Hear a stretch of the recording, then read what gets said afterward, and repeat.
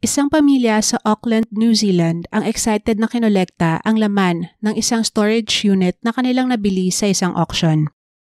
May mga pagkakataong nakaka-jackpot ang bumibili ng mga abandonadong storage units na ito na maaaring naglalaman ng mamahaling mga kagamitan o minsan pa nga mga rare na artwork na maaaring maibenta sa malaking halaga.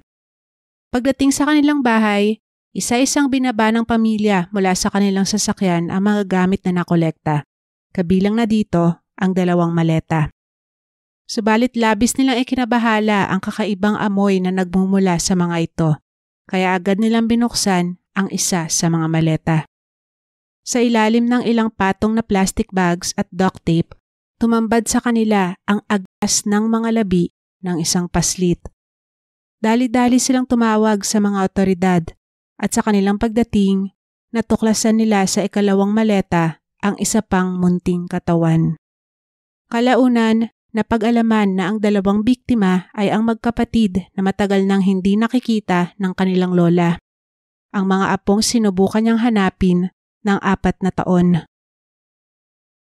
Ito ay kwento ng masaklap na sinapit ng inosenteng magkapatid sa kamay ng taong dapat ay walang hanggan ng pagprotekta at pagkalinga sa kanila. Problema ba sa pag-iisip ang dahilan nito?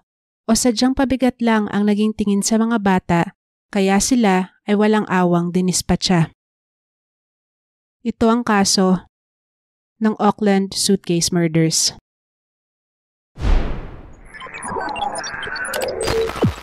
13 anyos si Ji-eun Lee o Jasmine Lee na mag-migrate ang kanyang pamilya mula South Korea patungong New Zealand noong 1993. Nang pumanaw ang kanyang ama taong 1998, bumalik si Jasmine sa South Korea at nag-aral sa university roon ng 2 taon. Pagkatapos ay bumalik siya ng New Zealand upang ipagpatuloy ang kanyang pag-aaral at di nagtagal ay nakilala niya sa kanilang simbahan ang kanyang future husband na si Ian Jo. Ikinasal ang dalawa noong 2006. Ipinanganak ang kanilang panganay na si Yuna September 2009 na sinundan ni Minu noong Marso 2012. Si Ian ay nagtrabaho bilang isang supervisor sa Auckland Airport habang naging full-time homemaker naman si Jasmine at nakahanap ng permanenteng tahanan ng pamilya sa Papatoetoe, Auckland. Ang magkapatid na sina Yuna at Minu ay pumasok sa Papatoetoe South School kung saan naging maayos ang kanilang pag-aaral. Inilarawan si Yuna ng kanyang mga guro at kamag-aral na isang well-behaved na bata at si Minu naman, sa kabila ng pagkakaroon ng speech disorder dahil sa kanyang cleft palate, ay nanatiling masayahin at palakaibigan. Ang kanilang mga magulang ay tinawag namang caring parents at ang mga ito umano ay laging nakagabay sa kanilang mga anak. Larawan nga ng isang masaya at stable na pamilya ang mag-anak ni Jasmine. Subalit bumaliktad ang kanilang mundo nang madiagnose si Ian na may sakit na cancer noong 2017. Ayon sa ina ni Jasmine na si Chun Jali, na-depressed ng husto ang anak nang malaman nito na may sakit ang kanyang asawa. Ilang beses umano nitong sinabi na gusto niya na ring mawala kung mamamatay si Ian at noon nga ay naging kapansin-pansin ang mabilis na pagpayat ng babae. Maging sina Yuna at Minu ay napansin din ang kakaibang ikinikilos ng kanilang ina. Nang pumanaw si Ian, Nobyembre ng parehas na taon, hindi ito agad ipinaalam ni Jasmine sa kanilang mga anak. Bagkus, ang sumunod na 6 na buwan ay ginugol ni Jasmine sa mga magagarbong bakasyon kasama ang kanyang mga anak. Matapos mamatay ni Ian, ayon sa guro ni Yuna at Minu ay kinausap daw siya ni Jasmine para ipaalam ang nangyari at sinabi nito na hindi pa rin alam ng mga bata na wala na ang kanilang ama. Nag-alok ang guro ng tulong na kausapin ng mga bata pero tumanggi ang babae. Sinabi rin nito na yun na ang huling araw sa paaralan ng kanyang mga anak dahil balak nilang umuwi sa Korea at hindi siya sigurado kung babalik pa sila sa New Zealand. Hindi nga nakita ng mga bata si Ian bago ito inilibing at sa pagkakaalam ni Chun, 1 beses lang daw dinala ni Jasmine ang mga anak sa puntod nito. Ilang araw lang matapos mawala si Ian, si Jasmine, kasama ang kanyang mga anak at ang inang si Chun, ay nagbakasyon sa Gold Coast, Australia. Ayon kay Chun, Habang nakabakasyon ay malaking pera umano ang ginastos ni Jasmine mula sa nakuha niyang life insurance ni Ian. Gusto raw sana niyang pagsabihan ng anak tungkol dito, pero naisip niya na baka coping mechanism lang ito ni Jasmine. Ito naman lagi ang dinadahilan ni Jasmine na ang mga bakasyon ay para sumaya sina Yuna at Minu at para madistract sila sa pagkawala ng kanilang tatay. Sa kabila nito, si Jasmine naman ay patuloy na lumubog sa depression. Hindi na daw nito inaalagaan ng sarili at madalas sabihin na gusto niya nang sumunod sa kanyang asawa. May mga pagkakataon pa nga na sinabi nitong isasama niya rin ang kanyang mga anak. Habang kasama nila si Chun ay napagsasabihan pa nito ang anak at napapakalma ito. Pero matapos ang kanilang Australian trip, kinailangan niya nang bumalik sa kanyang sariling tirahan sa Hamilton. At sina Jasmine at ang mga bata naman ay lumipad pa South Korea bago matapos ang 2017 para sa isang 2-month vacation. Iyon na nga ang huling pagkakataong nakita ni Chun ang kanyang mga apo. Noong April 2018, muling nagbakasyon sina Jasmine sa Taupo, New Zealand. Na mga panahong ito ay nawalan ng contact si Chun sa kanyang anak, pero April 26 ay sinendan siya ng kapatid ni Ian na si Sewok Cho ng larawan ni Yuna at Minu, kaya napanatag siya na okay lang ang mag-iina. Iyon na ang huling beses na nakita ng kanilang kaanak ang magkapatid.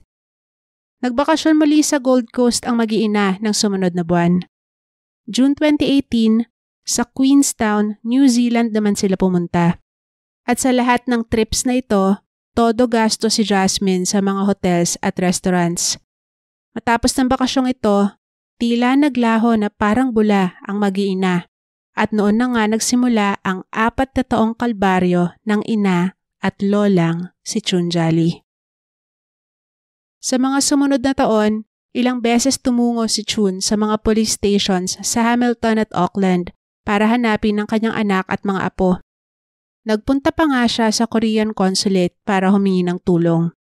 Kalaunan, nalaman niya na umalis na pala ng New Zealand si Jasmine bago matapos ang July 2018.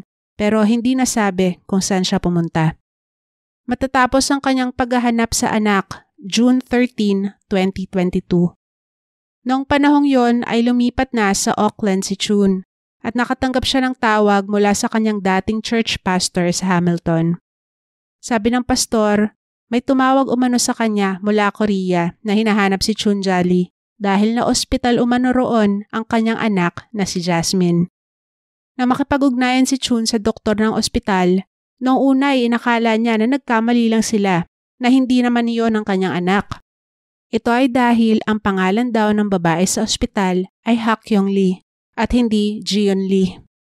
Pero kinalaunan, napatunayan ni Chun na yun nga ang kanyang anak at napag-alaman na nagpalit ito ng pangalan bago umalis ng New Zealand. Na makausap niya sa telepono si Jasmine, ang una niyang tanong dito ay kung nasaan ang mga bata. Ang sagot ng babae, "Mom, I don't have kids." Agad na lumipad pa Korea si Chun at pinuntahan ng anak sa psychiatric hospital. Doon, sinabihan siya na maging maingat sa mga itatanong sa anak. Makalipas ang ilang araw ay dinischarge din si Jasmine at ayon sa ina, nag-improve naman ang kalagayan nito. Matapos ang halos 1 buwan sa Korea, kinailangan ng pumalik ni Chun sa New Zealand, pero binilan niya ng tiket ang anak para sumunod ito sa kanya makalipas ang 1 linggo. Subalit hindi ginamit ni Jasmine ang tiket na yan dahil sa mga kaganapan sa Auckland noong Agosto 2022. Bago umalis ng New Zealand, kumuha ng isang storage unit si Jasmine sa Safe Store Papa Toto. Pero dahil hindi niya na nababayaran ng renta, noong Agosto 2022 nga ay pina-auction ang kanyang unit online. Nabili ito ng isang pamilya sa halagang 401 New Zealand dollars at August 11 nang kolektahin nila ang mga laman ng unit, kabilang na nga ang 2 suitcases. Sa kanilang tahanan sa Clendon Park, Auckland, nadiskubre nga na ang laman ng 2 maleta ay ang mga labi ng 2 bata.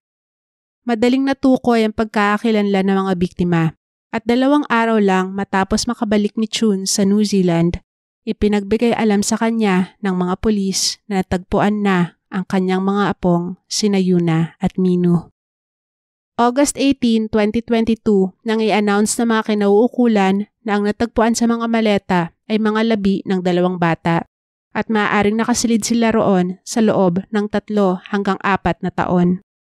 Hindi rin agad matukoy ang kanilang ikinasawi dahil na rin sa lagay ng kanilang mga labi. Dahil sa striktong privacy laws sa bansa, isinapubliko lamang ang pangalan ng mga biktima at ng akusado makalipas ang 1 taon. September 15, 2022, inaresto si Ji-eun Lee aka Hak-kyung Lee aka Jasmine sa Ulsan, South Korea para sa 2 counts of suspicion of murder at na-extradite siya pabalik sa New Zealand ng sumunod na buwan. Naging malaking hamon para sa mga investigador ang haba ng panahon na lumipas mula nang mangyari ang krimen at madiskubre ang mga biktima. Maging ang eksaktong ikinamatay ng mga ito ay hindi matiyak. Noong una, pati ang araw na ginawa ang krimen ay hindi rin matukoy. Pero nang makakuha sila ng digital evidence mula sa PlayStation ng mga bata, nagkaroon sila ng matibay na teorya kung kailan ito nangyari. Ang huling activity nila Yuna at Minu sa kanilang PlayStation ay na-record noong June 27, 2018. Tumugma naman ang date na ito sa suot na Wednesday underwear ni Minu nang siya ay matagpuan sa loob ng maleta. Base sa mga ebidensya at sa pahayag na rin ng akusado, ito ang mga kaganapan noong June 27, 2018.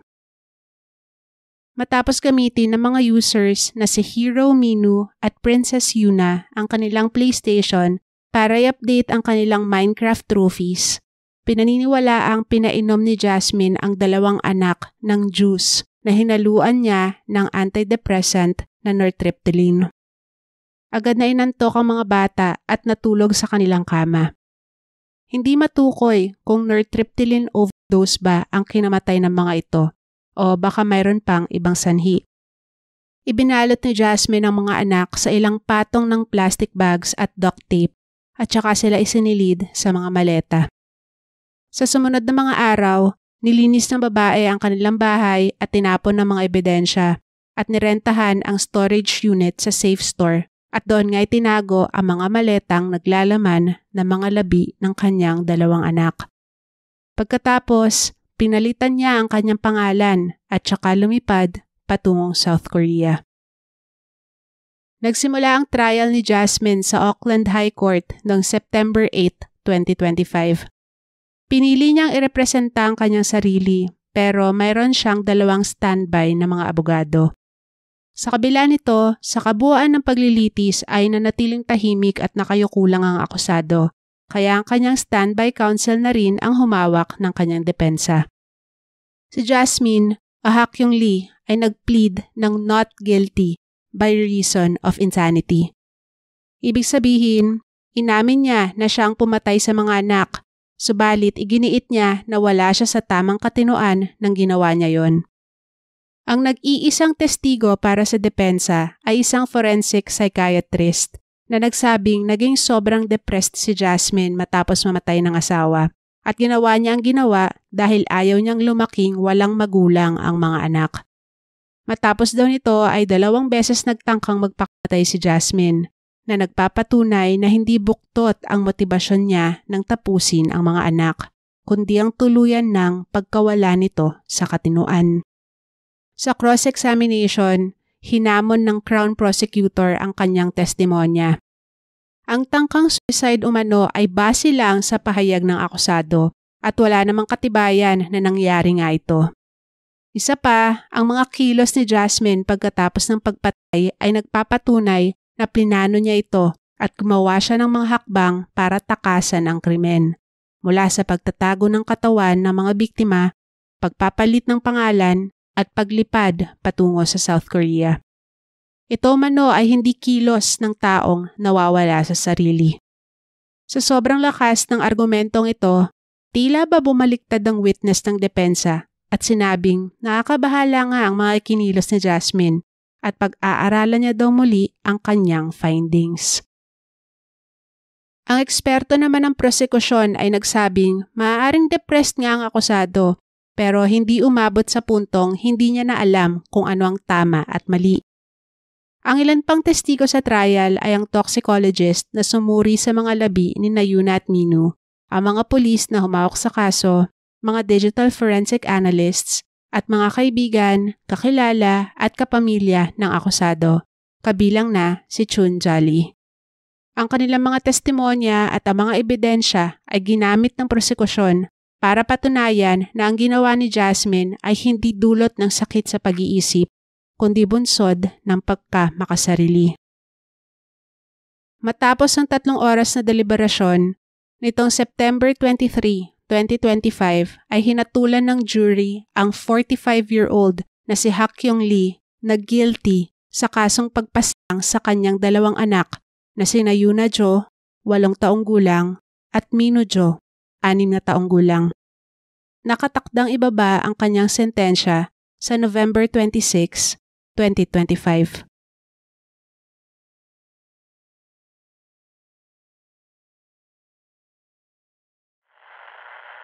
Ano ang masasabi nyo sa kasong ito? Sa inyong palagay, nasa tamang pag-iisip nga kaya si Hakyung Lee nang gawin niya ang krimen? Just share your thoughts sa comment section. Don't forget to like and share this video and hit the subscribe button for more content na gaya nito. Thank you so much for watching and ingat tayong lahat. Bye!